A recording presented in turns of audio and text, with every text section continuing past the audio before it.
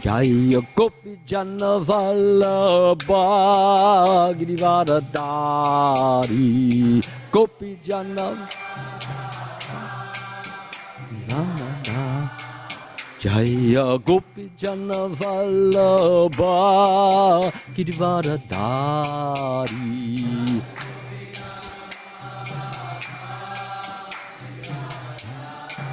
Yasoda Nandana Vijaychandranjana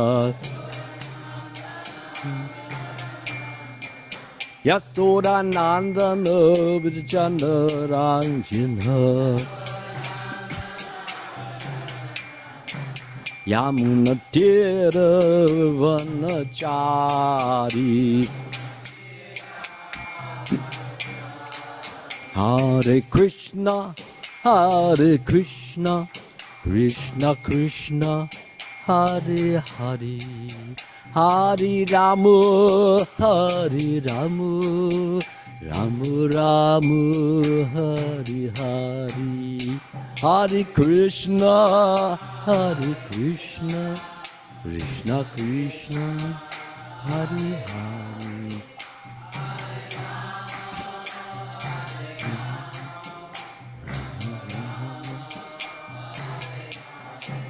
Jaya Prabhupada Jaya Prabhupada Jaya Prabhupada Jaya Prabhupada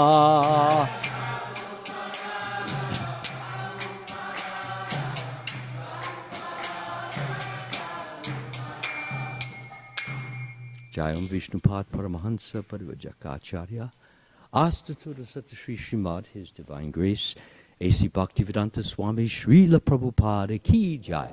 ISKCON founder Acharya Srila Prabhupada Ki Jai. All glories to the assembled devotees. All glories to the assembled devotees. All glories to the assembled devotees. And all glories to Sri Sri Guru and Gauranga. Krishna Vadaya Krishna Vashtaya Bhutale Srimati Bhaktivedanta Swami Te Namane Namaste Saraswati Devi Gauravani Pacharani Nirvishesha Sunyavari Pastyachadi Shatarani.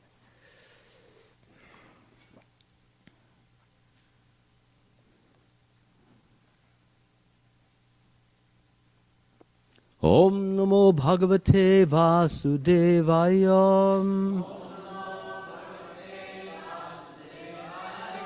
Om Namo Bhagavate Vasudevaya Om Namo Bhagavate Vasudevaya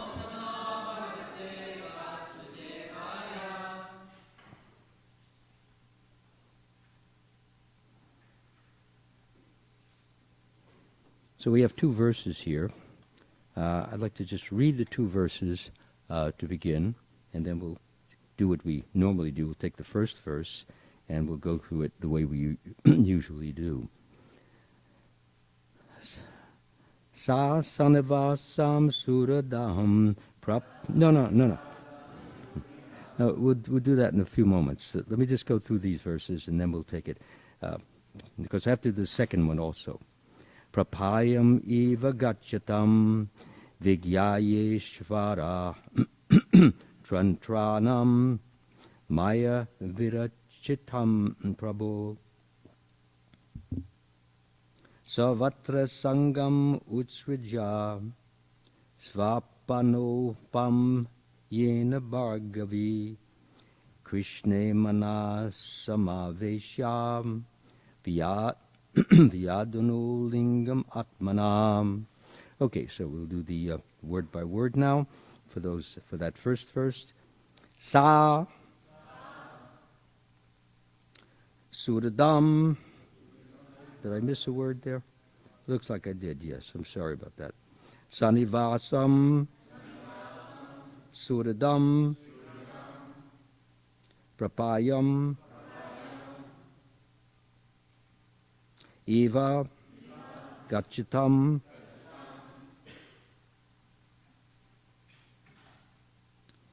Vigyaya Ishvara Tantratam. My mistake. Ishvara Tantranam Maya Virachitam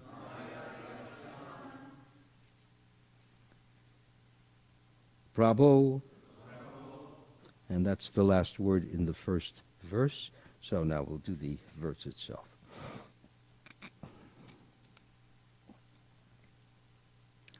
Sasanivasam suradam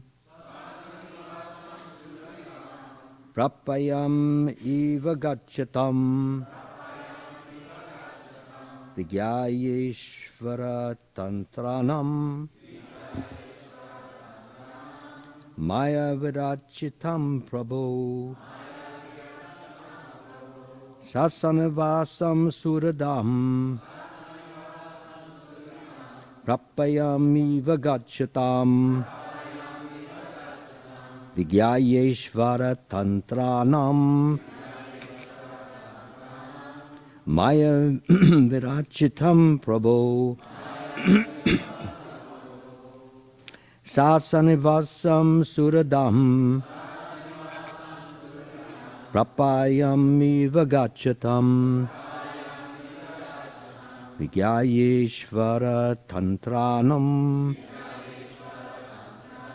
Maya Vidachitam Prabhu. Let's chant.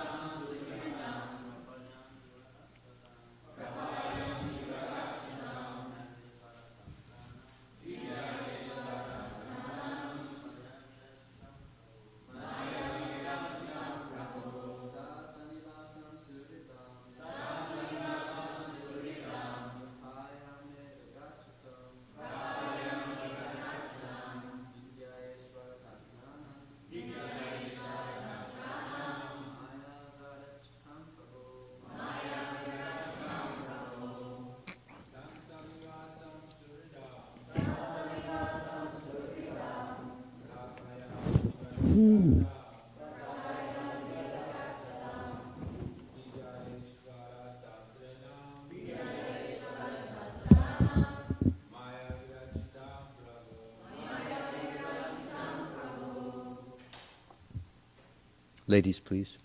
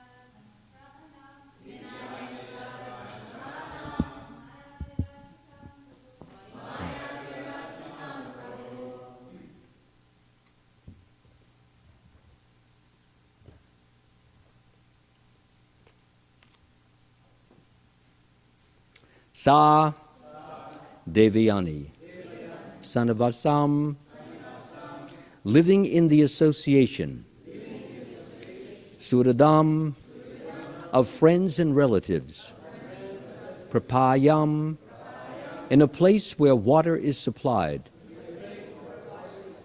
eva, like, gachatam, of tourists on a program for going from one place to another, vigyaya, sorry, understanding, ishvara, tantranam, under the influence of the rigid laws of nature, maya virachitam, by the laws enforced by maya, the illusory energy, prabho, of the Supreme Personality of Godhead. Translation and purport by His Divine Grace, Srila Prabhupada Ki. Translation.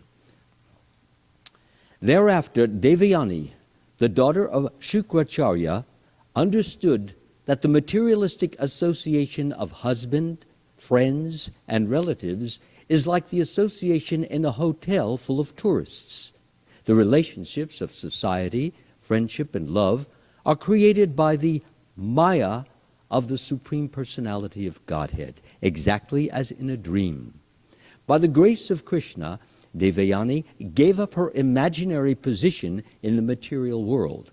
Completely fixing her mind upon Krishna, she achieved liberation from the gross and subtle bodies. Purport. One should be convinced that he is a spirit soul, part and parcel of the Supreme Brahman, Krishna, but has somehow or other been entrapped by the material coverings of the gross and subtle bodies consisting of earth, water, fire, air, ether, mind, intelligence, and false ego. One should know that the association of society, friendship, love, nationalism, religion, and so on are nothing but creations of Maya. One's only business is to become Krishna conscious and render service unto Krishna as extensively as possible for a living being. In this way, one is liberated from material bondage. By the grace of Krishna, Devayani attained this state through the instructions of her husband. Om Agyana Timirandasya Gananjana Chalakaya Chakshur Om Malitam Yena Tasmai Shri Gurave Namaha.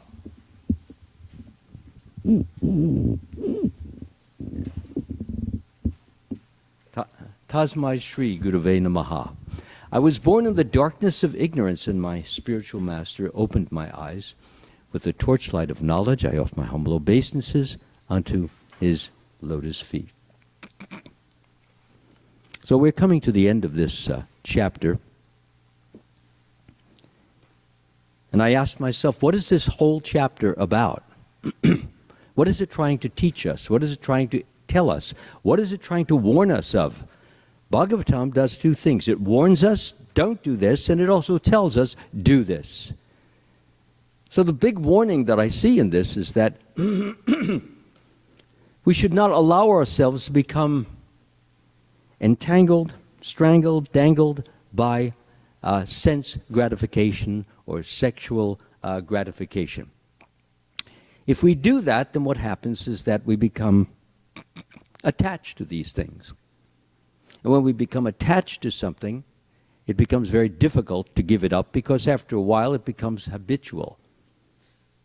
And then once something becomes habitual, we do it over and over and over again, it becomes almost part and parcel of our character.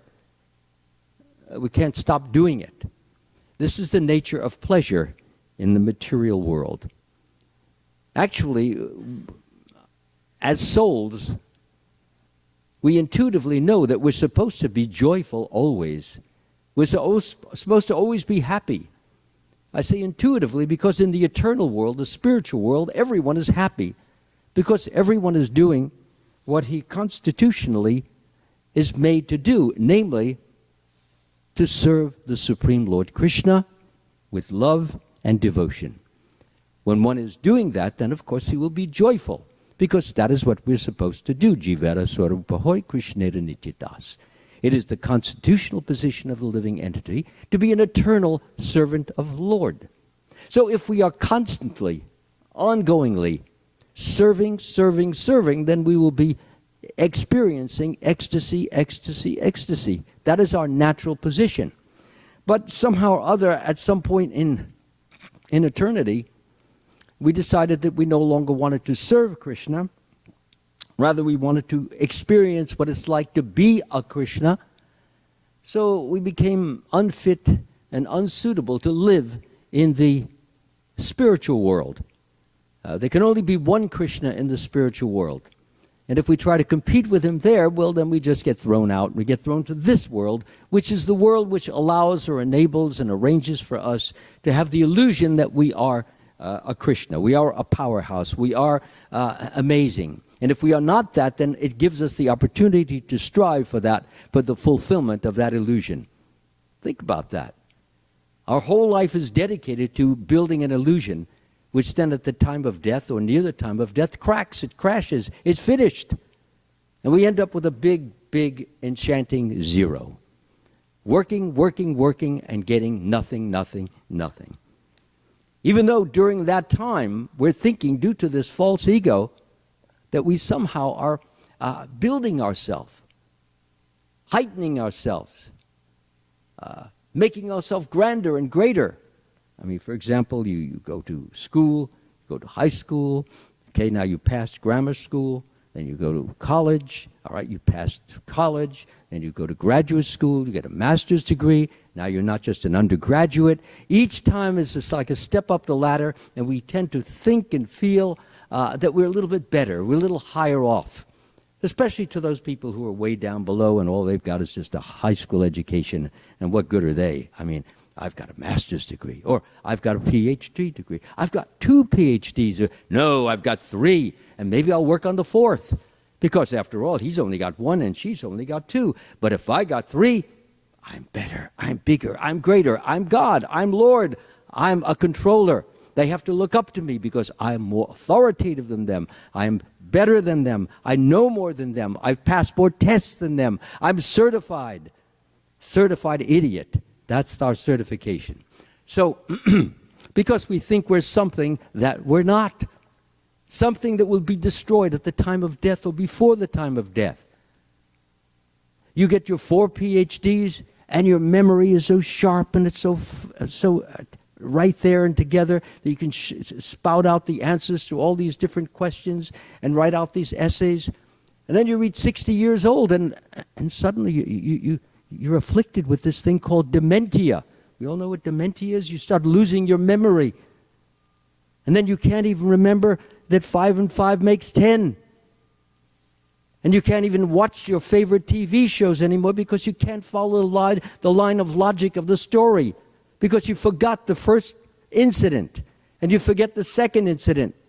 I know some people who, I went to visit them in a nursing home, and I said, how come you're not watching any TV? She said, it's not for me. But they didn't want to tell me the truth. The truth was you can't follow it anymore. In other words, you're watching a story, but you don't know this happens, and it happened because A led to B to C to D to E, and finally we got to F and that. But we forgot A, B, C, D, E. So it's just an incident which has no meaning, no value, no understanding, no rhyme, no reason, no anything, because it's just an incident and it doesn't make any sense. It doesn't mean anything. So life in the material world, we build up this whole illusion that somehow we're improving our lives, we're benefiting our lives, we're getting better, we're getting higher. I already gave the example of the the person in education. Same with cars. A person starts out, I'm sorry, with just a simple ordinary car. You know, it could be maybe a Nissan or Toyota. Then he builds up, to a Porsche, and then he builds up to a Lamborghini. And he's driving down there, he feels like he's the king of the street. No, king of the community. Who else has a Lamborghini? I mean, after all. This is what material life is all about, imagining that we are something that we're not. We can never be God. We can strive, we can have people admire us, look up to us, applaud us,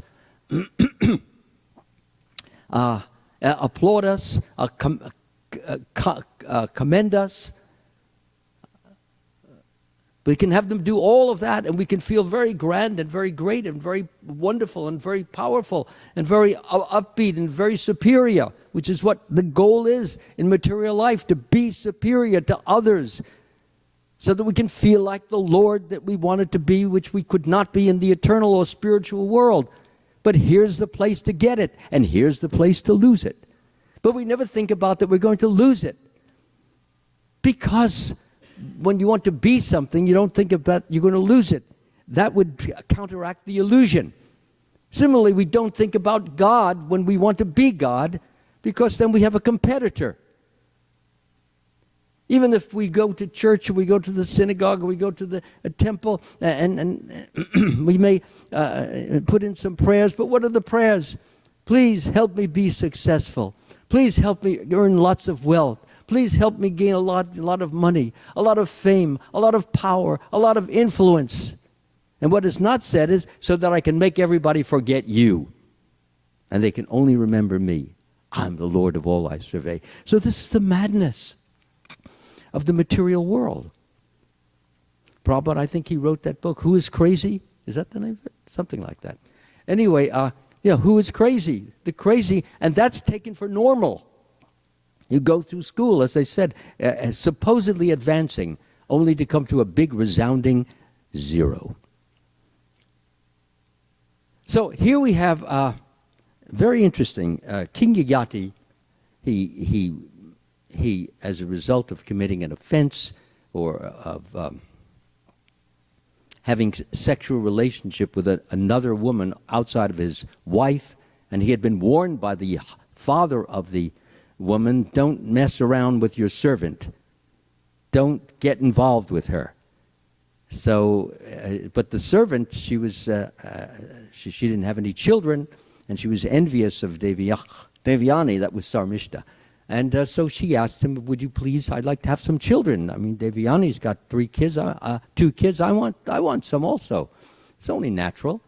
So he impregnated her a few times, finally got discovered, and Shukracharya, Devyani's father, who was had some mystical powers, and he said, for this offense, I will curse you this very moment and make you such an old man that you will not ever even be able to have sex again. So he says, well, wait a minute, I still have the desire, it's still intense, I still need that. He says, well, so he had a loophole, because he didn't want his daughter, Devyani, to go without, a husband and being satisfied in that area. So he said, well, if someone will give his youth to you, and you give your old age to him, I'll allow that. So that's what happened. His son Puru took his old age, and Puru gave his youth. So for 1,000 years, day after day after day, sense pleasure, sense pleasure, sense pleasure. Finally, a time was reached where, by the way, that was not the only thing he did. I mean, he was a king. He had certain obligations. He did have duties to perform. And he did have Brahmins around him, which was common. And there was scripture. And he was involved in sacrifices. Consequently, he wasn't just a sense gratifier. He also heard the scriptures from the Brahmins. He did get advice from them, although most of the time he never listened to it, until finally, finally a time came when it began to grow stale, hackneyed, dry. All we're doing is chewing the chewed. You ever take a pineapple, you need to chew it, and you get all the juice out of it, and 5 minutes or 10 minutes later you come back to it and try to get some juice out of it, there's nothing there, it's flat. So that's what it becomes after a while. It's dry. It's the same thing again and again and again. And not only that, the worst part of it was that he had become addicted. Now what is an addict? He becomes enslaved. Can a slave ever be happy? What does it mean to be a slave? It means to lose our freedom. It means when I look at something which is gratifying to my tongue, my ear, my nose, my skin, I got to have it because it'll make me happy. I want to regain that which I lost from the spiritual world because now I'm in the material world. But still I want to be happy because it is the nature of the soul to be always happy. And yet it's cut off from that real, true, everlasting happiness, which is called the ecstasy that comes from lovingly, devotionally serving God, serving Him with all our heart, with all our soul, with all our mind, and serving Him and also serving our neighbors as ourselves, serving each other as brothers and sisters. So, therefore, that desire to be joyful, to be happy, to be satisfied is there. That's normal. But what kind of gratification? What kind of satisfaction? Limited? Temporary? Here today, gone tomorrow? No, that's useless. Because all it does is that, for example, one has some sexual activity and then he's not satisfied. There is no such thing as satisfaction from material pleasure. There is only what? Relief. You have this tension. Boy, girl, they look at each other. They start talking. They joke with one another. They get close to one another. And as this is going on, I don't have to fill in all the dots. As this is going on, as this is going on, the juices are flowing. And as the juices become flowing, then what happens is there's an intense, overwhelming attraction. A point is reached where it's called the point of no return. Can't go back. Have to go through with it. Of course, we are warned in the scripture, don't even let yourself get to that point of no return.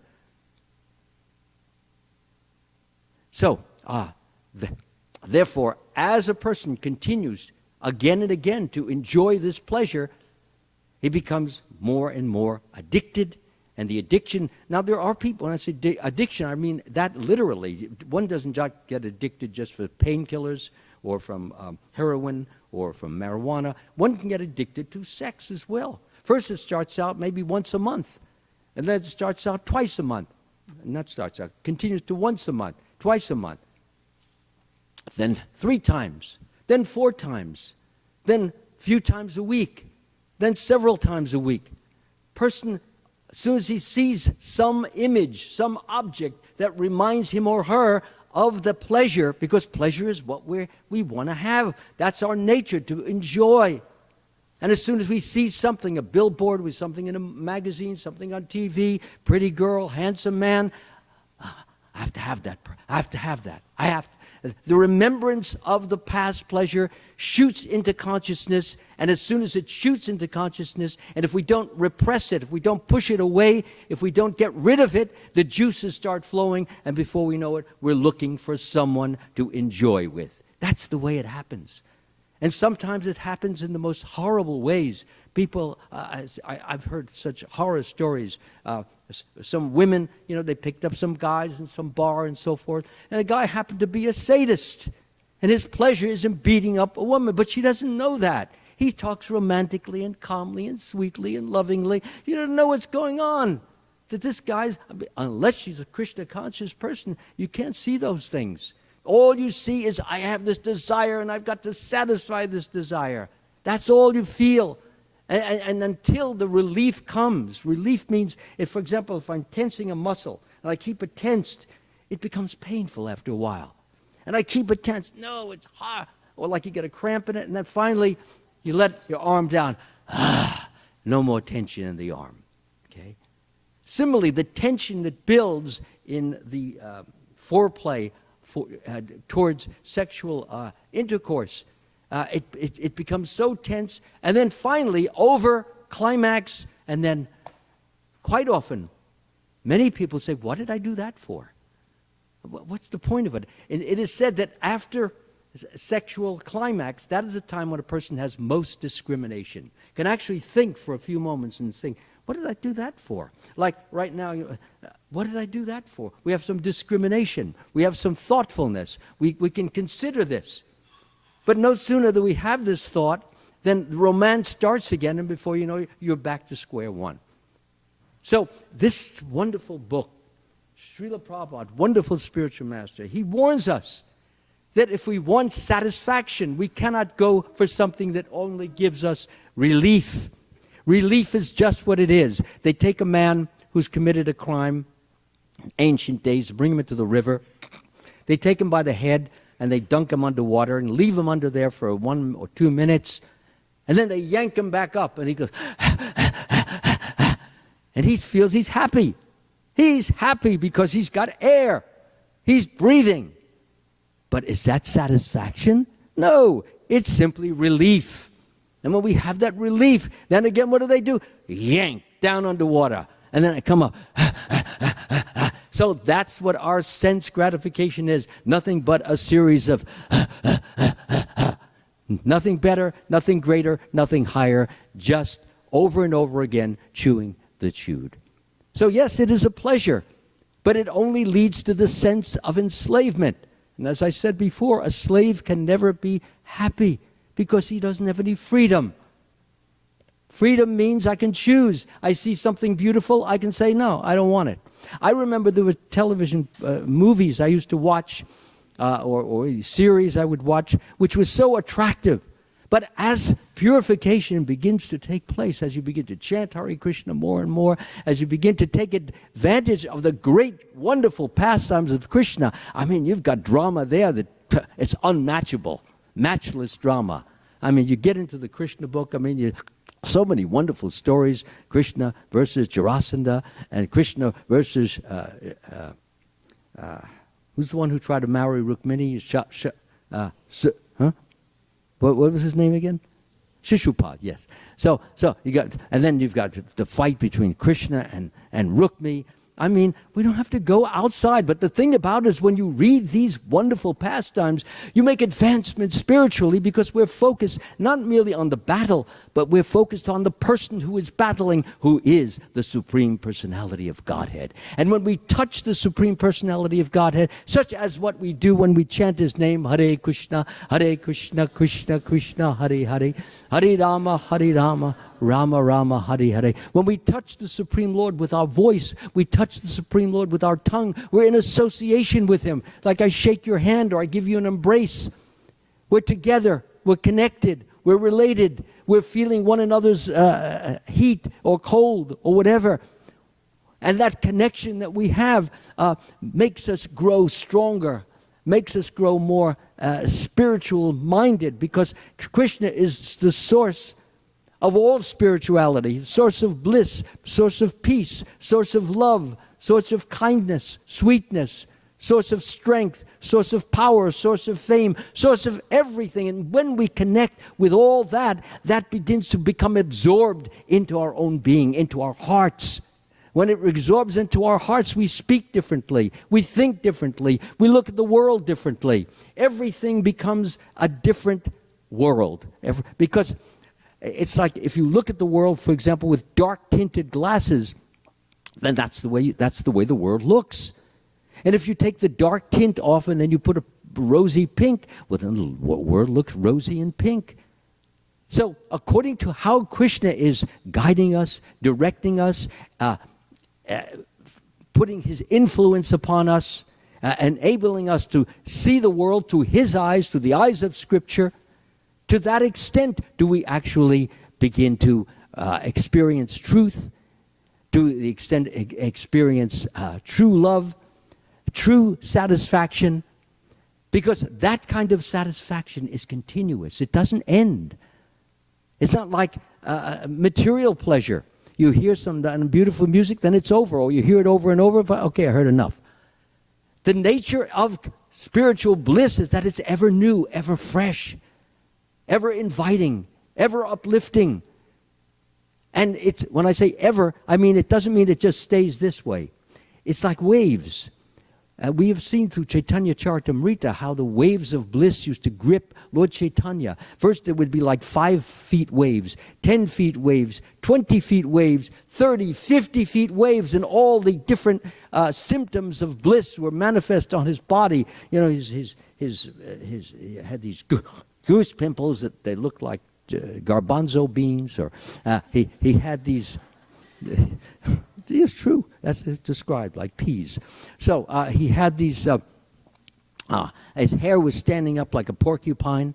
He was sweating like like a faucet being turned on. His eyes were just shooting tears of love. These were the symptoms. And then there were symptoms which have never even been described in the scriptures, where his joints would separate. And people would look at him, they would wonder, is he turning into a turtle or something? So anyway, the important point was that he was so ecstatic. And sometimes he looked like he was dead. There was no breath coming out of his nostrils. So his devotees, they began, is he dying or is he dead? So they started shouting the holy name into his ears to try to bring him back. And when he would come back, he said, what have you done to me? I was just picking a flower for Radha and Krishna, and you dragged me out of that most beautiful setting and scene. He said, look at me now. Like that. So the point is this, there was so much ecstasy, so much happiness, so much blissfulness, and it's all in the degree of our surrender. As they surrender unto me, I reward them accordingly, Krishna says. After many births and deaths, he who is in knowledge surrenders unto me, knowing me to be the cause of all causes and all there is. So surrender is the beginning. Surrender means what? To accept whatever is favorable for discharging devotional service. To reject whatever is unfavorable for discharging devotional service. To believe firmly that the Lord will always protect his devotee. To always feel dependent upon the mercy of the Lord. To have no separate interest besides the interest of God. And to always be meek and humble. If we have that, that is what surrender is. And if we can perfect ourselves in that in relation to Krishna and in relation to his devotees, even right here on this planet, we can always be happy and have that constant flow, like an underground flow or stream. It's always there, unless you have a drought. But it's always there. And similarly, the heart will always be bubbling, always be jubilating, because it's in touch with, it's in contact with Krishna. One who is not in contact with the Supreme Lord can have neither transcendental intelligence nor a steady mind, without which there is no possibility of peace. And how can there be any happiness without peace? When we have a peaceful mind, we can engage and pour ourselves into devotional service with a full flow of love for Krishna. And when we pour ourselves with this full flow of love, Krishna receives it. And he enjoys it when it's pure love and we're not looking for something back in return. This is pure devotional service. And he then responds with his own love. Remember, Super Soul, Shama Sundara for the devotee, is right beside the jiva. And he pours his own love into the jiva. And the jiva feels that love. And he feels it as ecstasy, as bliss. And it gets greater and greater according to our purity, according to our surrender, according to our devotion, according to our dedication. Service is not to be mere service, something simply done because it fulfills the mission of God. That's good. But it has to be devotional service. Devotional service means we're doing it, we're conscious of doing it for the Supreme Lord. And loving devotional service means that our heart is filled, our heart is bubbling. My dear Lord, this is for you. I offer this to you. May you be pleased to accept it. If it has any speck of impurity in it, please remove that speck. Remind me or enable me to know what I should not do in order to make that service perfect. So when a devotee is serving with full love in his heart, that is the highest and the best service, because Krishna lives, he thrives on that, and in turn he reciprocates with such love for the devotee that the devotee has no interest, no concern, no affection for anything, any pleasure in the material world, because he's got something a million, billion, trillion, zillion times better. Thank you very much. All glories to Srila Prabhupada Ki. Are there any questions or any corrections or anything? Please? No, you're going to let me off easy today?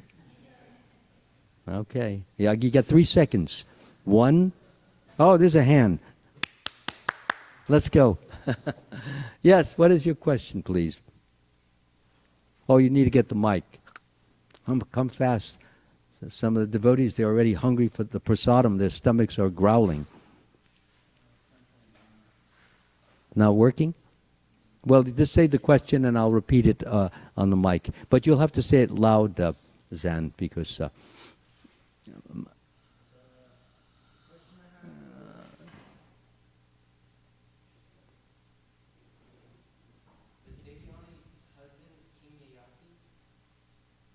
Yes, yeah, King Yati is Devyani's husband.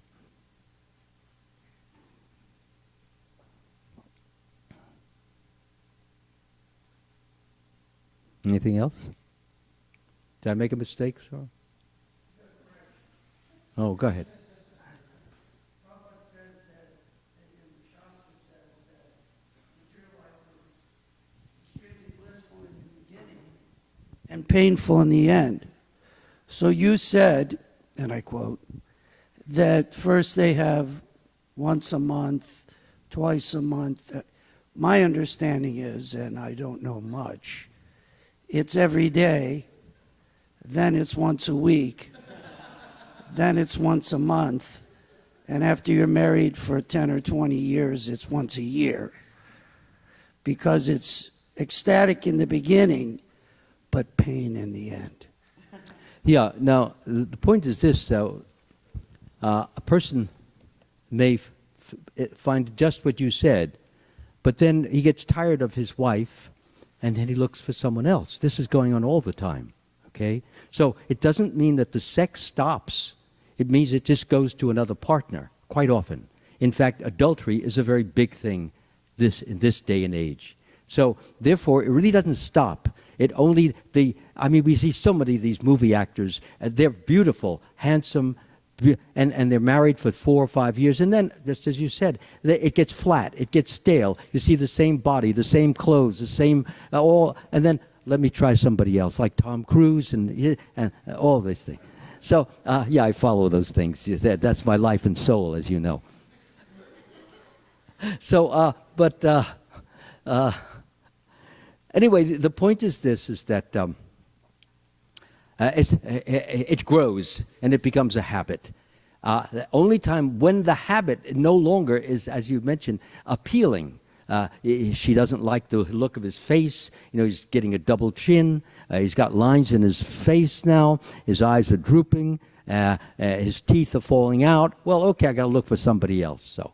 So there are reasons why that happens, you see, because we're always looking for the ever fresh, the ever new, the ever blissful. And we cease to find it in that particular person anymore. But that doesn't mean that the desire ends. We know that story that Prabhupada tells about the old dying man, and everyone thinks that he no longer has any desire, and the minister brings his daughter. The daughter walks in, and the old dying man sits up and looks, and the desire never died. Only his ability to engage died. So that desire really doesn't end, but it may end with a particular partner. Those things do happen. Yes? I was just quoting a great American poet who said, "The thrill is gone." The what? The thrill is gone. The thrill is gone, yes. That's the thrill is gone away. Yes, until I get a new partner, a new thrill, which is then gone also. And that's how life goes on. Any other question? Yes, please.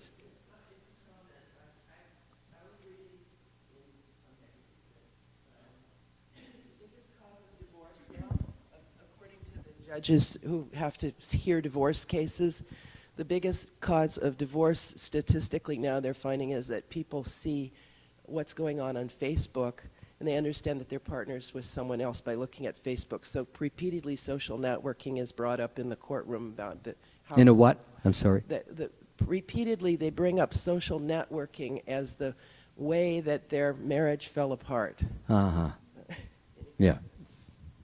So what was said is that the social networking, because, see, this curiosity for the new, for the unique, oh, well, you know, she has this kind of hair, oh, he's got a chin that looks like Superman's chin, or I love the sloping nose, or the dimples, oh, yes, I want a person with dimple. So we think that that's going to, somehow it's going to contribute to our greater degree of pleasure, And maybe for 5 sessions or 10 or 20, it does. And then, oh, I don't care for those dimples. Besides, he's got a horrible laugh. He laughs like a donkey. So that's the end of that. So I'll excuse everyone now on the note of a donkey. I had hoped well, let me say, Hare Krishna, Krishna Krishna, Hare Hare, Hare Ram, Ram Ram, Hare. I thought that's a better note to lead everybody on.